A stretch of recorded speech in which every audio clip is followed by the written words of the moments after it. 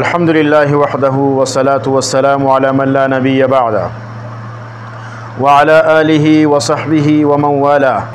محترم سامعینو، نن د عاشورې ورځ ده د محرم الحرام لسمه د 1447 هجری قمری کال. نو څه عقاید زه ذکر کوم. اول عقیده چې کوم دغه عقیده د امامت او د خلافت ده. په دې کې زموږ د څه فرق دی؟ په الفاظو کې لا فرق دی. موږ عقیده د خلافت قایل یو. موږ د نبی بعد به خلیفه وي چې کوم څوک پر کرسی کښېنستی د مسلمانانو سربراهي کوي، مشري کوي، امیر هغه ته خلیفۃ المسلمین ویل کیږي. او دی څه ورته وایي؟ دی هغه ته د نبی علیه السلام بعد چې کوم سړی پر کرسی باندې د مسلمانانو امیر وي هغه ته امام وایي. نو په دې ذکر لازم موږ دې سره جلایو.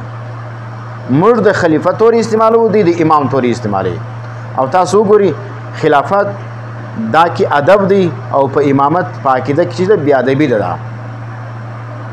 وینئ موږ دا د نبی خلیفه دی، دی یا دا امام دی. دا موږ د نبی بعد چې څوک راځي هغه به خلیفه وي. خلیفه معنا پیچھے چلنے والا، او دی یا دا امام دی. مرتل اول عقیده چې کوم هغه د امامت او د خلافت ده.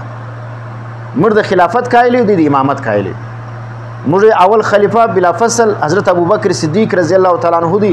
دی یا اول خلیفہ چې کوم هغه حضرت علی رضی الله تعالی عنہ دی. نو په دا شی باندې سره ولار نسوله څه خراب اسوله.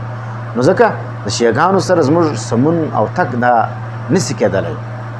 شیعاګان اول هغه فتنه ده، دا اول هغه ډله ده چې په امت مسلمه کې دی تفرق راوستلی. د حب علي په نامه باندې د امت تقسیم کوي. نو مرتول دی ګوره عقیده د امامت نظریه لري، موږ د خلافت د لرو. اور د دې په نیز باندې مرتول امام معصوم دی. لکه موږ چې انبیا معصوم بولو، دی بیا د ائمه چې کوم هغه معصوم بولي. اور بل دا دی وایي د امام به منصوص من الله وي، لکه څنګه چې الله نبی مقرروي. ویني الله په خپل بندگانو کې یو بنده منتخب کی بیا نبوت ورکي. دا رقم د دې عقیده چې کوم هغه دا ده چې دا امام هم منصوص من الله دی، دا الله منتخبوي. او دا چې کوم هغه په نص باندې ثابت وي. او بل چې کوم هغه دی دا فرمایي د امامت موروثي دی. دا نبی اسلام بعد د په اولاد په خاندان په اهل بیت کې به دا امامت تر قیامت پورې روان وي. موږ یا دا موروثي نه دی. دا موږ د امامت عقیده نه لرو. موږ خلافت چې کوم دی هغه دا موروثي نه دی، بلکې دا په شورا باندې ټاکل کیږي.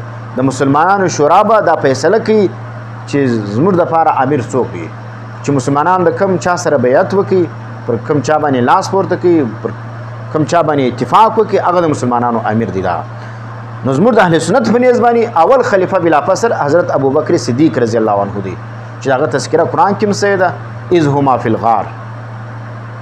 او دا رقم دغه بعد حضرت عمر رضی الله تعالی عنه دی، دغه بعد حضرت عثمان غنی رضی الله عنه دی. دا درې خلیفہ ګانو بعد بیا مرتبه د چا ده؟ د حضرت علی رضی الله عنه ده. شاه دا یوه عقیده سوله.